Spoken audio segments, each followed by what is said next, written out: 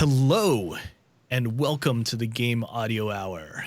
This is a fortnightly podcast where we discuss all things game audio, from creative ideas to the latest techniques, project experiences, to audio secrets. Here is where you'll find in-depth coverage and opinions related to game audio.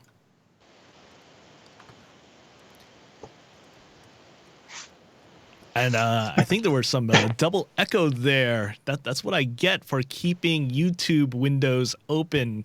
Let's try to ignore that and move on to intros. Hey, Alex, how are you doing? I'm good. I'm very good. Greetings from sunny nighttime sub-zero. No, what is it in Fahrenheit? Sub 4073 Sweden. Mr. Decimal Point. Yeah, sorry. Yes, that's right. I'm very good. How are you, Vince? I'm doing all right. It's been actually pretty nice here in California. I had to do a couple of trips to some different places, and it really made me appreciate how, 70 and sun is such a nice thing. That's 70 in Fahrenheit, not 70 Celsius. That would be very, very bad. Rather toasty. Yes. 70 and sun. You know all about that, right, Mike? I do, though we're at a chilly 64 and not quite sunny right now in Southern California, which for us is the depths of winter. But I intend to show fortitude during this difficult time, knowing that our perpetual, glorious subtropical weather is just around the proverbial corner. Mm-hmm. Yes, all sorts of good weather ahead. I mean, this is the time where we can look forward to lots of amazing, great things like GDC is around the corner. And hold on. GDC is not around the corner. What happened there? It's around a very distant corner. Yes, I was very surprised to see that in my email just less than 2 weeks ago. GDC is not exactly canceled. I think the official name is postponed. It is postponed to some indeterminate summer time. And GDC is still on for the summer, but there are still no details beyond that. And now there's this free window in the middle of my March. Were you two planning on going to GDC this month? I'd already gotten my ticket and started to make travel preparations and was ready to mooch off a friend who's got a guest room up there. And when I discovered the announcement for the cancel/postponement, I felt this mixture of sadness and relief. Because sadness because it's such a great event, and I learned tremendously. It's like eating a 3-course meal entirely of vegetables. It's just so good for you. And that's actually an excellent analogy because, a few hours later, it's all out of you as well. Fair. I wasn't quite angling for that, but thank you for that supplement. But at the same time, I was thinking of the hassle of travel and the fatigue and the physical fatigue and also the mental fatigue of trying to absorb all this information and digest it. I will miss the social connections. I will not miss buying $5 waters on long lines on Moscone or Advil from walking all day. Mm. Yeah. I was hoping to go, but in the end, just the GDC price tag was a bit lofty for our company right now. And when you think about that, I think that there's a lot of, it's easy to forget that there's so much planning and there's so much preparation and that there's so much sort of focus on GDC being such an important pivotal event for so many things, for announcements, for business development, for networking, for lectures, for education.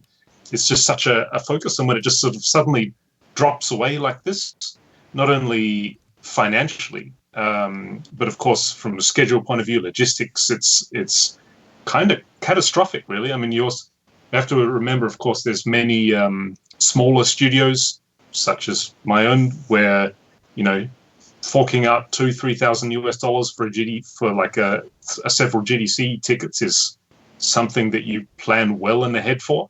And so again, for it to just fall away like this is fairly catastrophic. And it's kind of across the board with a lot of things right now with the coronavirus and the sort of the wake that it's leaving behind it. Yeah, I'm not sure what's going to happen. This is certainly not the last domino to fall as a result of the coronavirus. It seems like there's a lot of things that are going to happen, not just in terms of events. All sorts of large events are on the horizon, and already people are thinking about what is Japan going to do about the Olympics, for example. That's only 3 some months away, and yeah, I mean that's as big as we think GDC is. Olympics is a whole other scale there, and not just that. It's Monday here, and the stock market opened, and if it wasn't for all the various preventative measures that have been put in place since Black Monday in 1987, I think it was, maybe we would have had a repeat of that, because a lot of people are worried about coronavirus on that level. And it's we of course we're going to keep the conversation focused on game audio today, but we also shouldn't forget that I'm sure there are many people whose employment, of course, is affected by the situation as well. I know that airlines, hotels, the tourism industry is devastating right now. Nobody's going anywhere, and anyway, we'll keep the conversation focused. But if anybody listening is affected by coronavirus, we hope that you can find a solution to get through the next few months of this, hopefully, if that's what it's going to take for this to clear out. Yeah. Has anyone heard anything about E3? No, I don't think E3 has actually put anything out there yet. I wouldn't be surprised if they do something soon, because that's only 2 months away as well. Yeah. Actually, I think what is it called? South by Southwest. South by Southwest, yeah, was cancelled as well, and so far we haven't seen any cancellations of game events here in Europe that I know of. Yeah. Anyway, let's talk audio and let's talk games, shall we? Yeah. I like games and I like audio. That's a good start. Yeah, it's true.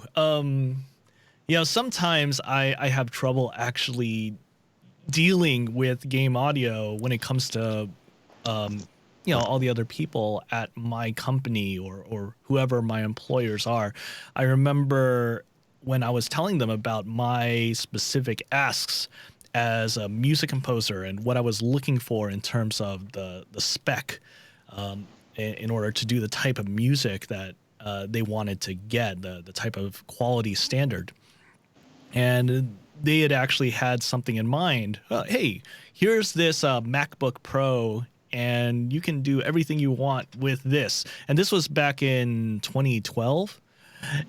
I was talking to them, and I thought, okay, I appreciate the gesture. This is cool, but let me tell you actually what it is that I would need in order to do the type of music and sound that we have been discussing to this point. The idea of the processing needs and the effort that's required in order to make music and sound actually happen. The people that aren't doing audio, even if they are games professionals, they don't necessarily realize what exactly that is. And yeah. When I was working there, I ended up, I'm still over at that game company, but right at the very beginning, one of the things that I ended up doing, instead of having them just requisition for me a standard computer alongside everyone else, the same type of setup that the programmers and artists would have, I basically had this sort of budget that gradually went up and accrued every year for upgrades and necessarily equipment purchases that would be made. And that was actually really useful. I didn't really get a good sense of how exactly to do it. I just sort of threw some numbers out there based on talking to other people. Hey, what if we do something where me and each sound designer would be able to basically request about $1,000 worth of stuff over the course of the year, and then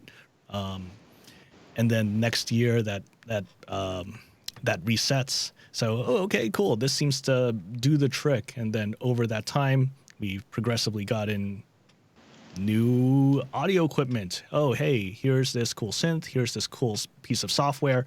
Oh, wait, I think we need another security key. Well, we got the budget for that. It's all right there. So that's how we do it over at that game company. That's fantastic. I'm sure that game audio professionals who are watching this, who work in a variety of different companies, and smaller companies specifically, if you have a team around you, or at least management, that understands and appreciates the complexity of game audio production, as well as the kind of equipment that's required and the kind of tools that are required and the necessity for a budget, and also, I guess, trust in the professionals, the game audio people who are working there, that they know the best tools that they need to get the job done, then you're extremely lucky. Because often you find that as the sole, game audio person on a smaller team, you kind of got to act as evangelist at the same time as engineer, at the same time as artist, at the same time as producer and spokesperson and negotiator all at once, and it can be difficult. Yeah. My own stint as in-house with a game company is now kind of in the dawn of, or maybe the late morning of game audio history. But I do remember coming up with a list when I was speccing out the studio and saying, here's what we need. And this is going so far back that like S760s were on the list. Nice. And I remember that the hardest things to justify were when you needed some of something and you wanted this much to make your job easier. And it was hard to justify when on paper it looked like this much might be useful. It's hard to say like we need this kind of console with this many channels as opposed to this console with this many channels. And someone who's not from the audio world might say, well, that looks fine. Who's going to need more than 4 channels or something along those lines? So turning quantitative asks into qualitative presentation seems to be the trick. I think that the tricky part that we have is that we, unlike, say, visual art or 3D art, for some reason, the general level of understanding and familiarity with the pipeline and with tools required for producing art seems to be slightly higher than audio. So just in general, when people when people are talking about, specs for equipment and tools and middleware and process and pipeline and things like that, if a 3D artist says, oh, we need this and this and this, it's usually a lot easier, generally speaking, than if an audio person says, oh, I need this and I need this. The funny thing is that everybody seems to have an opinion about sound and music and audio. And that opinion it comes at you with varying degrees of familiarity with the process behind it. Like some people will say, oh, I want it to sound more like that, whereas other people will say, actually, I think you've got a little bit too much 7K in there. Could you just drop it down a bit? Could you just, reduce that by 2.3 dB? Yeah, that's perfect. Thanks. Actually, if you work with people like that, you're extremely lucky. But anyway, I think that graphics people, the general sort of level of understanding of graphics production is a little higher, which means that it's always very, I'm basically saying the same point again, but I think if you do have a team and management staff who are trusting of your opinion about that, then you are extremely lucky, because it can be extremely stressful if that's not the case. Yeah, it's going that whole idea of justifying how and why certain things are done. Being able to break things down into hard numbers is tough, but the closer that you get to it, I found like it was so much more successful in order to get some of these things approved. I'm thinking about things like RME audio interfaces. So when we're hiring our new sound designers, I'm telling the company, hey, we should give him this. And by give him this, I mean give the company this thing for him to use. Because if they have that, here is the history of this company. You can probably find continued use for this box for him and other sound designers 10 years from now versus this other thing that has similar spec. And that was a relatively easy thing to say. And I found like doing that also with certain software helped as well. If we get this bit of software and we're going to give this, we're going to attach it to company audio emails. That's where the licensing is going to happen.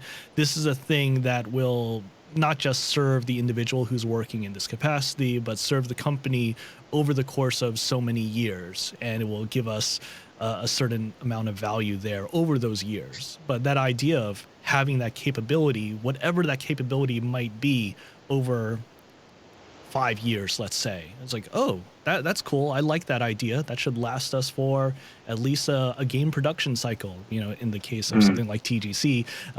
For another company that does games every 6 months or a year, it'll probably be better than that. But yeah, even though there is a very much this qualitative aspect to it, that doesn't mean that you can't have some numbers there that can appeal to those non-audio producers that are ultimately going to be deciding on budget. I think RME interfaces, that's a really good example, because those things are not cheap. They're kind of like the premium choice, in a way, where somebody who's sort of semi-familiar with it would look at that and say, like, why do you need an RME when you could just get like this Focusrite or this Roland or this PreSonus interface for 1/3 the cost. That's where, of course, as you said, like it is possible then to say, well, RME is famous for having very, very good ongoing support of their drivers, which means that you don't only get good hardware, but you get excellent support for it 5 years down the line. Unlike Focusrite, looking right down here at this little Focusrite guy here, this driver hasn't been updated in like 6 years or whatever it is. That's a really, really good example. It also is the case for middleware too, like Wise and Fmod, and those solutions are very, very expensive. When you're talking between 5 to depending on your overall budget, but if it's less than 1.5 million, I think Wise is $6,000 for the first platform, and then $3,000 for every platform after that. So it's like 2 platforms, $9,000. Yeah, that's any producer who isn't so familiar with audio is going to look at you and say, like, wait a moment, doesn't Unity have its own audio solution? Doesn't Unreal do audio? Like, is everybody spending $9,000 on their audio implementation? Like, why is this so expensive? And then you've got to go through the whole thing of trying to explain like why audio middleware is very important and potentially lose out on that negotiation. But tough negotiations. Here's a different but comparable question. I'm curious if either of you, perhaps in the context of mobile development, have had to fight for asset quality, bandwidth for music or sound. There's something analogous to RME interface versus Steinberg and 320 kbps versus something lower than that. Have you ever had that struggle yourself? Yes. Yep. It happens a lot. I guess in my case, I'm thinking back to we relatively recently shipped Sky on mobile, and I don't want to talk too much about it, except to say that there was definitely a lot of back and forth about where our overall memory budget is. Okay, when the game launches, how much space should I fit sound into? And if I want more, is there a way that I can compromise how assets are loaded or how assets are downloaded and stuff like that? I can't really get into too many details right now about it, but yeah, it was a very long and actually very arduous conversation that happened over the course of 3-4 months, really, leading up to launch. And thankfully it was not something where everything was so wildly out of expectations. It was just a matter of, okay, nudging here, nudging there. I have seen people talk about projects where they work on a project and think, oh, everything's going to be just fantastic, everything's gravy, and then a producer or a programmer dictates something that wasn't expected, and they realize, oh, what? Everything's going to be 22 kilohertz mono sounds now, and that's that can definitely throw you for a loop. Yeah, that's yes, indeed. Yeah, actually, working in VR games often audio gets sacrificed in order to make sure that you're hitting frame rate targets, because of course when you drop below, at a minimum when you drop below 60, you'll start to have people feeling nauseous, but ideally you're going for around 90 frames per second. And so prioritizing CPU is of utmost importance. If you are using middleware such as Wise, their optimizations are extremely comprehensive, which means that you don't really have to do very much in terms of sacrificing audio quality and still hit those targets without much impact on the overall sort of processing expense. However, less refined solutions such as Unity Audio are not great in that regard, which means that sound quality often gets reduced as a way to sort of ease the burden on the CPU. And the tough part in that argument is that what you have coming at you is somebody saying, well, I can't hear the difference. And that's a really, really tough one, because it really goes both ways. Because on the one hand, they are completely correct. It's really hard to hear a difference. And if, for example, if you're talking about the majority of people who play, for example, VR games, or even more so mobile games like that is your output device. And VR games, who knows what kind of headphones people could be using, or they're using like the the downfiring external speakers in a Quest or a Rift S or things like that, where yes, indeed, nobody will hear the difference. It's going to be just fine. Nobody will hear the difference at all. However, as people who pride ourselves, we spend all our time making things sound perfect, and we our whole job is perfecting sound. It's really hard to just sort of say, yep, that's fine, compress away, or yep, 22K, I understand, okay. It's really, really hard to sort of do that when we spent all our time balancing things and getting things to sound perfect. And you also you can't help but feel that, well, yes, the majority of people who use crappy headphones or, don't even have the sound on, or have a tiny little speaker at the bottom of their iPhone pumping it out, they're not going to hear the difference. However, there are those people who, I think like the gap between these two kinds of consumers is huge. But there are those people who will be listening, and they will have very high quality reproduction equipment, and they will care that it doesn't sound very good. And they're going to sort of point the finger at you. It's like, well, this is the sound designer. This is the audio director. Why does it sound so compressed? Or why does it sound so lossy? Or like, so that is also a really, really hard discussion to have when somebody on the team says, well, I can't hear the difference. Have you ever had to deal with that? I mean, I haven't, I've been in a very lucky situation where, the team wants me and they trust me when I say that, okay, this is how I think things should be. And they also appreciate that I do tend to have a more holistic view of the process. So when I say that I'm doing something, I'm not totally unaware of what art and animation is doing, or what design and engineering is doing. So, that understanding goes a long way, and it builds the rapport over the course of years and years of a production process. And that's a very unique thing for me. I'm actually wondering, especially from Mike, when does this actually come in? Does this happen at the very beginning of a conversation? Will people actually talk about expectations for quality on a technical level, or on a more or more on just the perception of the music? Oh, this has to be a realistic concert sort of quality sounding, this stuff that you're delivering? Or is it just more, hey, I've got this bullet point of assets, and then these other things that are a little bit more soft, they eventually make their way as production moves forward while you're working with them? Well, unlike the two of you, I'm not currently involved on the development side or the audio management side, for which I am currently very grateful. And my history of being the audio lead dates so far back that it's almost more of a historical perspective than a useful contemporary perspective.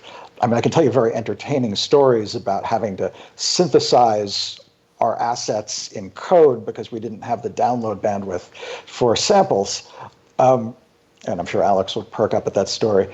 But usually I'm told, I'll either told to give us the masters and we will decimate them as we see fit, or I'm told this is the delivery format, it's OGG, it's whatever bandwidth, and then I'm like, it's like handing over Baby Yoda to Werner Herzog. You know, you're watching it whimper as it disappears around the corner, and you're hoping that it's going to be okay, but you don't really know what's going to happen after you've handed it over.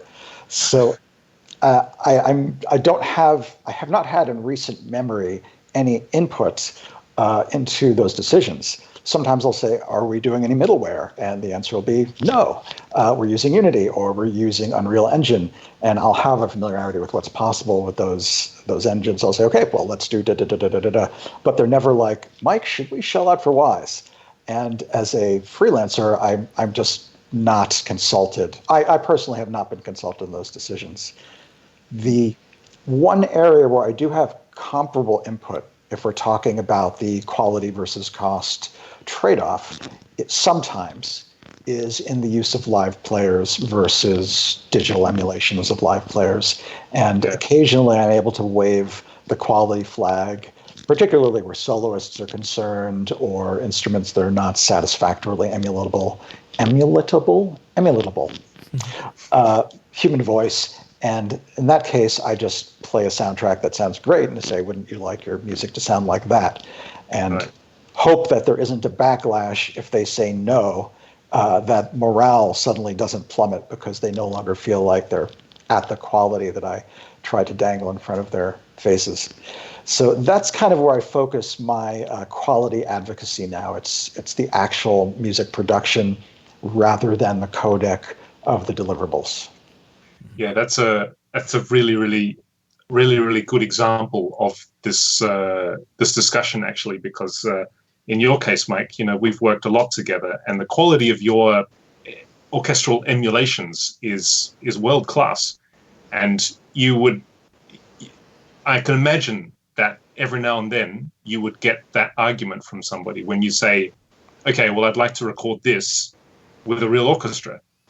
And if this person is sort of not super savvy with music, they may listen to your orchestral mock-up and go, why? Like, it sounds fantastic. And who's going to hear the difference between your your violin libraries and like an actual section of professional violinists when it's being played through, you know, Bluetooth earbuds on a phone or crappy headphones, or and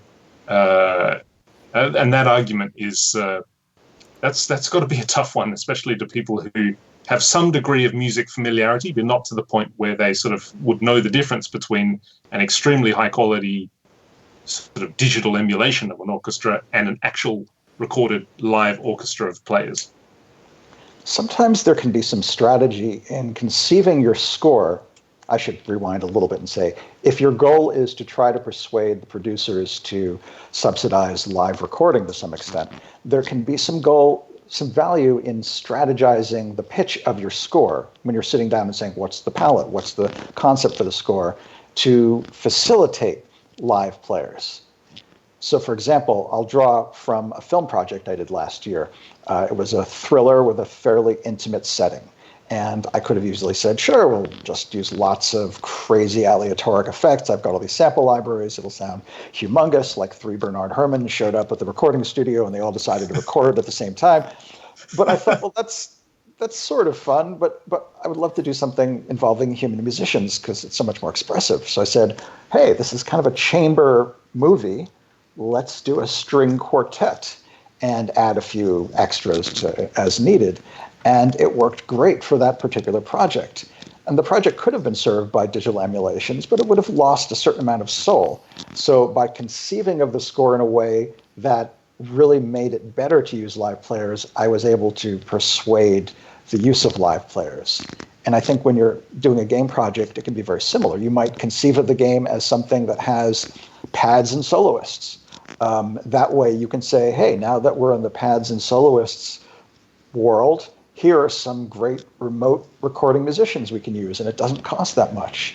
If you're thinking on the low end, and that way you can easily demonstrate why a human being playing a ney flute or a solo cello or something sounds better than even the best emulations. So to wrap up this ramble in a way that I hope will be useful, think about what you'd like to do in terms of live production, and then think of how the score can be presented in a way to lend itself to that. Maybe the best solution is just to do all of your work in like the worst possible like Microsoft Windows General MIDI set and just say, here you go, it's done. Oh, by the way, would you like me to record it? Because it'll sound much better. Well, it used to be, when I was starting out, in the tail end of the general MIDI era, it used to be very easy to persuade people to use live musicians because I would just say, here's the state of the art of sample libraries, enjoy listening. And then they'd throw their hands in their ears. And I'd say, okay, so let's talk orchestras. Now the state of the art is so good. And if it's for an action game, if it's a rhythmic score, if there's going to be sound design of gunfire or collapsing drawbridges or wherever, you may not objectively be able to argue that a live orchestra is a better value for the money. It may no longer be true depending on the kind of music you're using. So it's a much harder fight. Yeah. I was actually thinking... I was going to say, just to throw it to you, I was going to say the answer is iwi, right? Ha! I mean that is certainly... Best of both worlds. I mean, yes, if you're going to be doing a mock-up, having an instrument that facilitates a really high resolution quality of input into your DAW, I think is a great way to do it. I've seen over the years, maybe not necessarily more people talking about iwi for stuff, but certainly people quicker to recommend things like breath and bite controllers and foot pedals for tracking stuff, even if you are just a keyboardist. If you are a keyboardist and you're going on saying, hey, I want to improve the quality of my orchestrations, people will say, hey, get something else, ride a fader, use a mod wheel. And if you want to do more than that, here's what you can do. Use an iPad. I use an iPad if I'm not using an iwi in order to do two axes of CC at a time. So stuff like that is really cool. What was I going to say? I was going to say something. Sorry. Right. The state of the art, I was recently watching a film, Sonic the Hedgehog, but it was a fun movie. But I noticed, hey, music is done by Junkie XL. Oh, I wonder if any of this was recorded. I was looking through the credits, and I didn't see anything that suggested that it was recorded at any particular location or facility. I did see a couple of players listed here and there, but good old Tom Hulkenberg, he has a lot of resources on hand, especially his hardware synths and especially his very large samples libraries that he himself has developed with various partners. So I was thinking, oh wow, big Hollywood movie, no more big orchestra there, even though it is actually ostensibly an orchestral film soundtrack. All right. The way that he writes for it is not in a hybrid manner. It is not accentuating. It is not like biased towards all the synths and cool electronic stuff that you're doing. I've got violins doing this string line over these rich chords that are done by horns and brass and winds, and it's an orchestral soundtrack that is mostly sampled. Mm. It's kind of like I don't think our buddy, good old Hans Zimmer, he doesn't like most of all of his soundtracks are recorded by orchestras now. Like, does he ever do sort of fully digital soundtracks anymore like he used to? I don't think so. I don't believe so. Mike, you're on a first name basis with good old Hans, aren't you? Well, I know his first name. We're both in the same Facebook group for composers. That's one degree of separation, sort of, maybe. I think a more interesting question is, does it matter? No.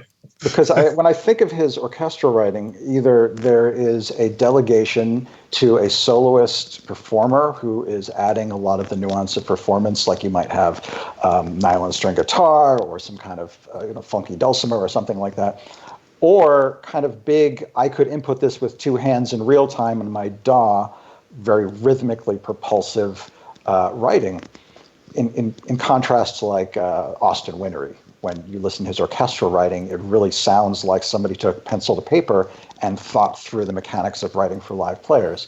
I don't know if that's what he does, but that's what his writing sounds like. So when you're writing in a quasi-idiomatic way, meaning like, you're not putting violins at F below middle C, but you're also not taking advantage of the things that live players can do really well, you're in this kind of halfway orchestral zone where sample libraries are sort of okay because you're writing for what sample libraries do well. And to actually answer your question, I feel like that's always been the Hans Zimmer sound. So I don't know how much it matters in many cases, as long as there's like some featured soloist and then a big thudding ensemble 2D sound in the background, or some screeching aleatoric weird something going on, who knows what it is. Does it matter if it was live or Memorex? Let's on that point, while we're talking about sample libraries, why don't we cut across to some gear talk, because it wouldn't be a Game Audio Hour without a healthy modicum of gear talk. What's the plug-in of the month at Studio Gordon Shapiro and Studio Vince? Oh man. Well, let's see. I don't know if there's any particular soft synths that I'm using, but one thing I've actually been having fun with is my Stream Deck. So I've got this little hardware key thing. I'm just showing it here.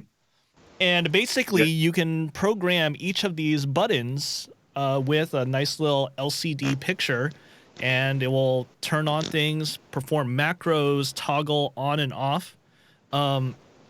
It's been kind of nice, and not exactly in the way that I expected. So when I first got it, I was thinking, I'm going to do some stuff that I regularly do in Reaper, my DAW of choice, and put it on these buttons. And I ended up not doing that just because, the things that I know how to do, I'll just do it on the keyboard. I'm used to hitting Control-Alt-E in order to bring up the MIDI editor, for example. Like, why am I going to reach across the keyboard to do that? But there are some really cool things where the buttons themselves will actually toggle and change state based on what's going on in the DAW. So you could actually have this function as a full-on MIDI device by adding a plugin, and not just on the output, but on the input as well. So it can receive MIDI data. It can receive, say, MIDI clock, and you can get information on timing on this thing. And I can look at that and know exactly where it is, as opposed to on my DAW screen. And my monitor is famously cluttered all over the place, and it might take me a while to figure things out. And then I can do some transport on there and do There are a couple of other things that I found really useful, like quickly jumping to different markers and then toggling things on and off there. But my favorite thing with this, I have to admit, is actually not audio or music related at all, but certainly development related. So this is actually on my quick little OBS template. So it has a little button for recording, and I can hit this button and stop the stream right now. But then there's another button which just says Pomodoro on it. And I hit it, and it gives me a 25-minute timer. Oh, wow, it's look like, at that. oh, cool. There's my 25-minute timer, and that's just sort of my thing where, okay, I'm going to focus on this thing for 25 minutes, and then hopefully I'm done by then, and if not, well, whatever. Take a break regardless of the state of that project. Having that has actually been one of the nicest things for me over the last 2 weeks since I've really started using this Stream Deck. Yeah, so not so much the audio thing, but hey, it's really helped me get some more of my little necessary tasks done. That's super cool. I remember when the Stream Deck came out, and a lot of audio people were quite excited by it, about the possibilities of what it could do with integrating together with DAWs. And I remember thinking to myself, like, really? Is that because, like, a keyboard shortcut, we have so many of them that we use regularly, that we have to use regularly, and it's already sort of a loss of efficiency to be jumping from your mouse to your keyboard.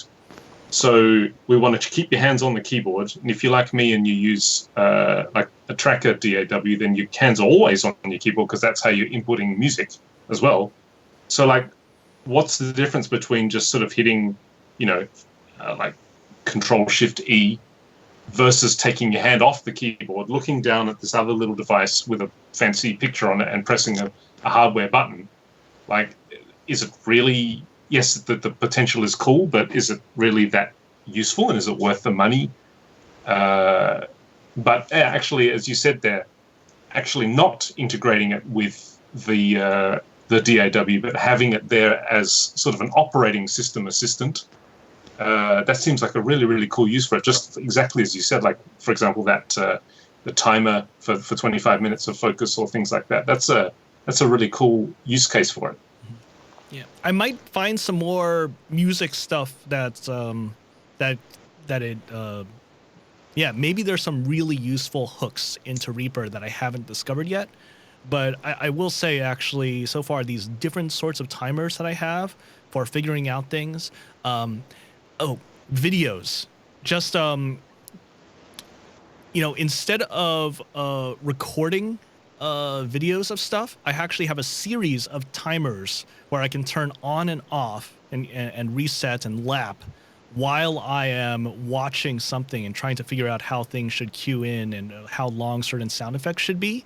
And those timers are really great. Having just this row of stuff where I know, okay, I'm going to hit this for when I know certain music's going to come in. I want to hit these for different types of things. I'm going to do a press and hold and release for this sorts of timer when I'm trying to figure out the timing of a sound effect that someone's given me a video of, and just want to quickly monitor that.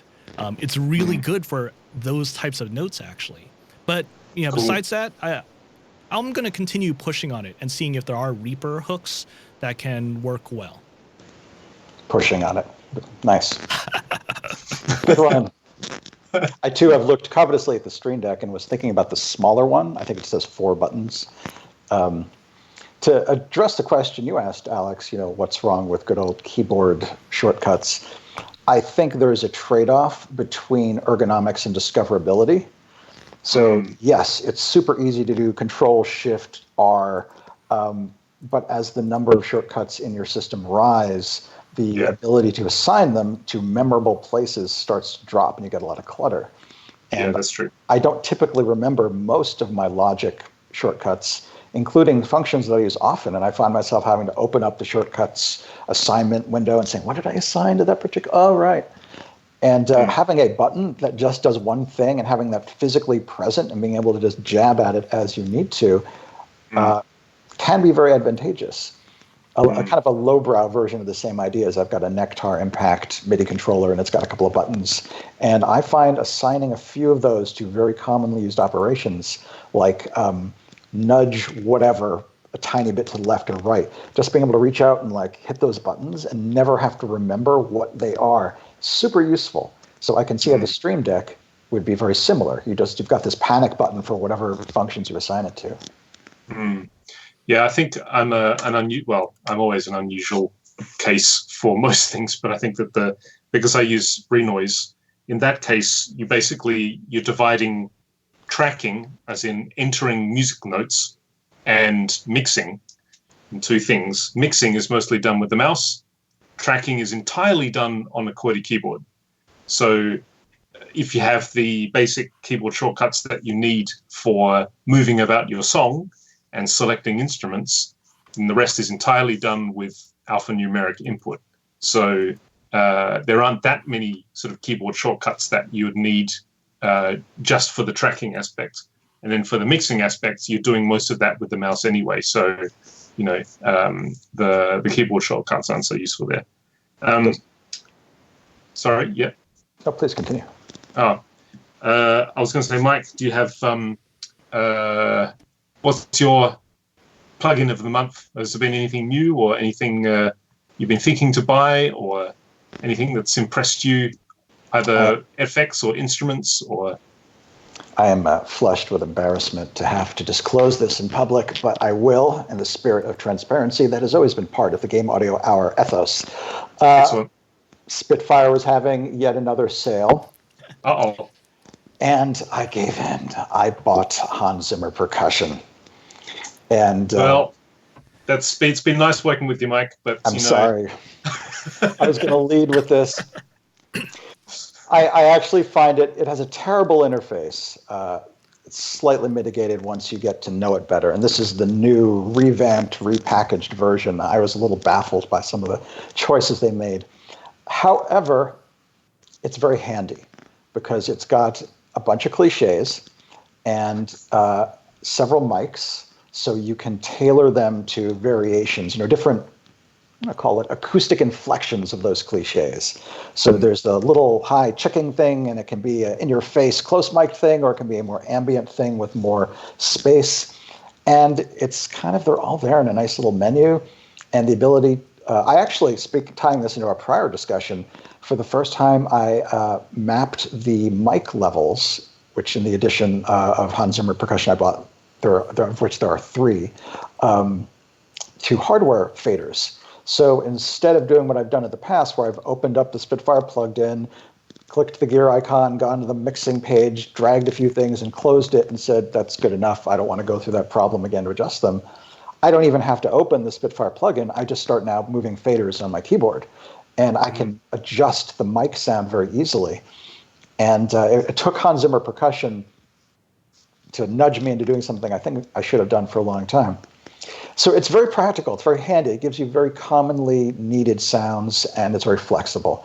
So as much as it pains me to descend into the cliche world even further than I have to admit it's easier than constantly going through lots of different percussion sound libraries saying, okay, I need that sound.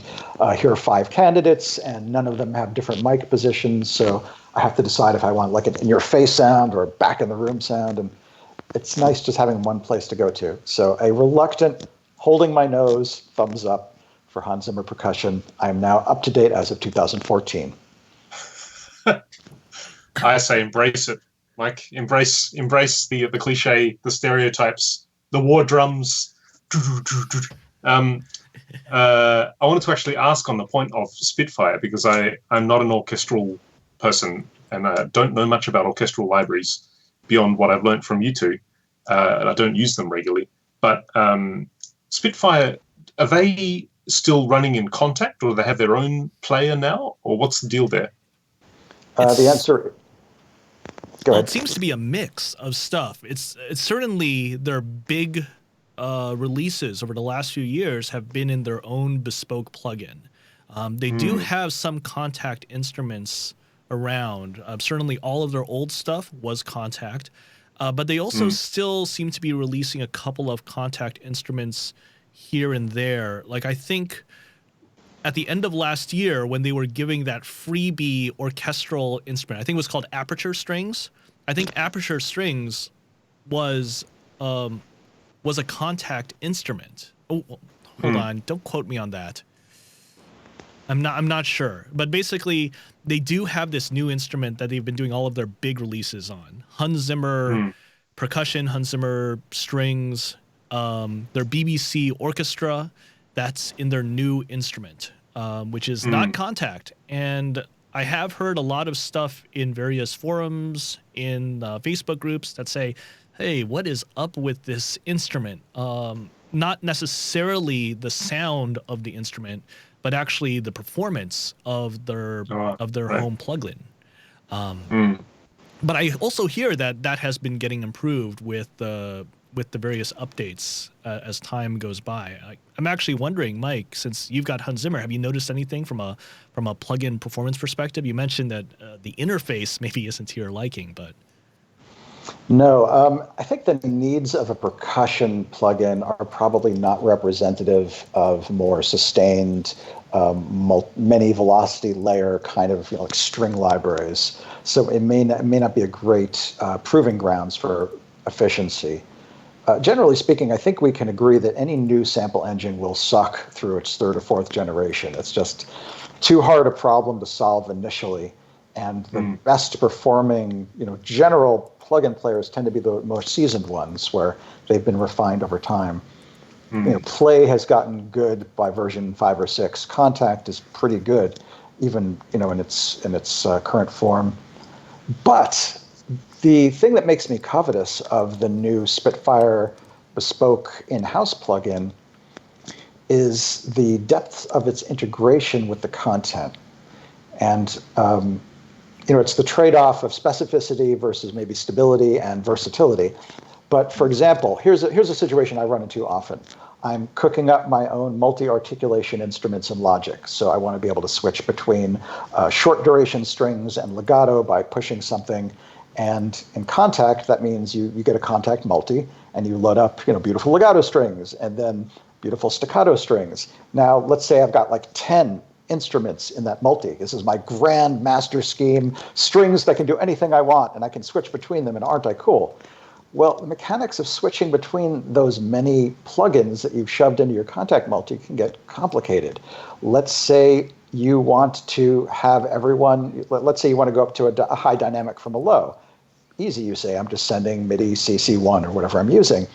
But maybe you're only sending it to, of the many plugins in your giant multi, maybe only one plugin heard that CC1. And now you switch to another articulation, and the last it heard, you were at CC1 equals 127. And you're expecting, you can see how it gets complicated. And I believe the Spitfire, like the BBC plugin, means you can have every instrument that you're using listening to the same set of inputs. So you could say, hey, everyone, switch to the close mic. And you can do that without having to load up 5 different instances in a multi and individually change them to a close mic. Or, as I've had to do, write scripts in Logic to copy CC data and spit it across many MIDI channels just to keep a lot of things in sync. This was probably too much technical anecdote to make my general point, but I do like the idea of being able to control a lot of stuff. And it seems like these bespoke, library-specific sample player engines they offer that kind of ergonomics. Yeah, I did a quick look at Spitfire stuff. Besides BBC Symphony Orchestra, they're talking about their new version of Albion called Albion Neo. And they've had that Albion series for many years now. And maybe it's just because it has those origins that trace back to there. But Albion Neo is still a contact instrument. So Spitfire is doing this thing of developing both contact-based libraries as well as libraries that are driven by their new in-house engine. I imagine that they're probably planning, I guess, to slowly phase out Contact in favor of their own solution, especially if it gives them the capability to offer their functionality and their sound in a package that's easier to use, especially for people who don't really know Contact. I guess it's going to be a little complicated for them up until that point when there's a clear point when they can say, right, now we can leave contact behind and go full bespoke, that's going to be a complicated sort of strategy for them to navigate, I think. I think they're more likely to evolve over time and maybe let the older libraries drop off. Or right. when it comes time to repackage an older library, maybe they'll use that occasion as the excuse to switch to the new Spitfire bespoke thing. But it's not worth the investment of developer hours to retrofit older libraries that may not be selling that well. Yeah. I'll be interested in seeing what happens. I have a little bit of an investment in Spitfire. I have the Spitfire Symphony Orchestra, and I know that somewhere on the calendar for them, they want to resume sales of their Spitfire Symphonic Professional, which has a whole series of articulations and especially mic positions. If you look in the manuals, they're like, oh wait, we've got these ribbon mics, we've got these outrigger mics, we've got all these other mics that are beyond just the 3 standard mic positions that they offer on all of their instruments. And they haven't been selling them for a while. And I assume it's because eventually they're going to either repackage or create some new extended version of symphonic orchestra. And it'll be interesting to see what they do there, going to a new player or continuing with the Contact legacy. Well, in the remaining 2 minutes of today's show, I will give you my plugins of the moment. In the recent Plugin Alliance big, ridiculous, everything is actually worth $29 sale that we admit it. This is how much our plugins cost to develop, plus a little bit of profit. It's less than $29. Sorry for charging you $259 normally or whatever it is. But anyway. To be fair, that is like a once in 4 years sale that they do. It's like specifically a February 29th sale. Which is not to say that they don't do crazy sales other times.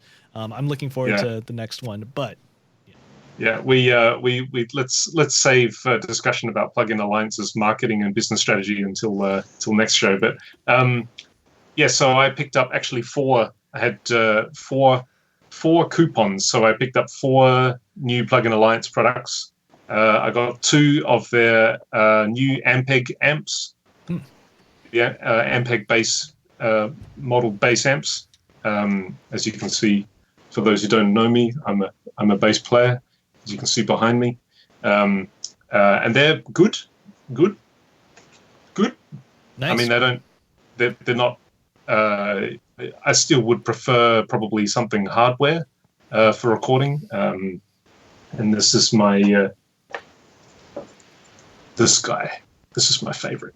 This guy right here. Can you see that? I can. It's an active DI box from Countryman. Anyway, sorry. So I got the 2 Ampeg amps, and I also picked up the Lindell 80 Neve channel strip, which is also very, very nice. But the real charmer of the recent acquisition actually came via a long-running recommendation from Mike for the Black Box HG2 saturator. Yep. And the hype is real. That is a good plugin. That is a really good plugin. Really, really, it definitely stands out in their collection as something pretty special. I mean, to be fair, like we've talked about Plugin Alliance a long time ago, and to be fair, they have very aggressive and sometimes a little bit disappointing business and marketing strategy, but most of the plugins are very, very good. And this one is especially good. So it has a whole range of different. It's the perfect saturator because it's very, very simple to use, but it also is actually deceptively versatile with what you can do with it. It's excellent on a channel mixing basis, or even on the 2-bus at the end to just sort of add this analog warmth and crystal sheen, as I'm sure that they would like us to say. But as a saturator, it's It's perfect. Like it sounds fantastic. It's very easy to use. It has a lot of versatility to it.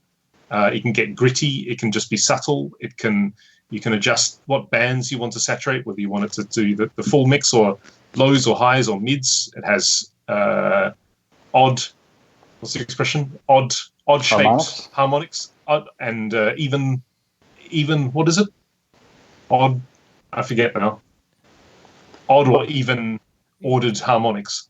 You're mixing a few things because it's not just a saturation box. It also is a tube simulator, and it simulates two different tubes in serial in addition to having the saturation. So you can use it for the additional harmonics. Like this tube will make it thicker and fatter, and this tube will make it kind of more edgy. And then I believe one of the tubes is emphasizing more the even harmonics, and the other one may be emphasizing the full range. So I think that's what you're referring to. Right. Yeah, it's a good one. It's a very good one. So that's my plug-in of the moment. Nice. Speaking of plugs, I will mention that Game Audio Hour interviewed the creator of the HG2. I don't remember. Really? Yeah, I don't remember the episode, but he's a fascinating guy and exactly the kind of fun eccentric who you want to design hardware. So I should specify, he designed the hardware box on which Plugin Alliance's plugin is based. But if you want to learn more about it, go and listen to ourselves from 2 years ago. Okay. I don't think I was there for that episode, or maybe if I was, I wasn't switched on enough because I didn't own it then. But yes, late to the party, but I'm here. Glad to welcome you into the party there. It's great. I use it too. It's great at being awesome and big, and it's great at being subtle, which is usually the way that I use it. And that's something I didn't expect. Honestly, I got it when it was, relatively cheap, and I was pleasantly surprised how, exactly what you said, versatile it is. All right. Well, we've done more than an hour. I know Chase isn't here, and I know he would be upset if I didn't ask, hey, are you guys actually playing any games right now? Still playing Warframe. Warframe. Sorry. Oh, actually, wait. I have one new game that I recently started. It's actually a Euro Truck Simulator. Oh yes. I will tell you all about it next show. It's actually a rather fascinating game from an academic game design point of view, but I'll tell you all about it next time. All right. Mike? I'm sure it deals with union negotiations primarily. I've been mostly playing the new game I'm working on, which I unfortunately can't brag about quite yet, but I've been trying to get my hands on it and figure out how it works. And because it's a in progress game, it's a little slower than the release version will be, so a certain amount of patience is required. But it's a really cool idea and kind of a spin on existing genres. And a couple of months, I'll be happy to rave about it. But it's a very doghouse process for me right now because we're dog fooding, where I'm just playing the thing that I'm going to be working on. Right. Yeah, a little bit of that here too. Although I have broken out the Switch every now and then because Ring Fit is still a good thing, and otherwise I'm not really getting that much exercise. So I'm glad to play a nice, simple exercise role-playing game on my Nintendo Switch here and there. Yeah, highly recommended. I think I recommended it before a couple months ago, but yeah. All right. I think that's an hour, a little more than an hour. So thank you for joining me in this game audio conversation. To all our watchers and listeners, thank you for joining us here on YouTube. Besides here, you can check us out at gameaudiohour.com. We have a Twitter account that you can follow us on, as well as a Facebook account, Game Audio Hour. And if you want to reach out to us there, we will see your messages on either of those platforms, and we can respond as well. Until next time, which I think will be 2 weeks from now. I hope it will be 2 weeks from now.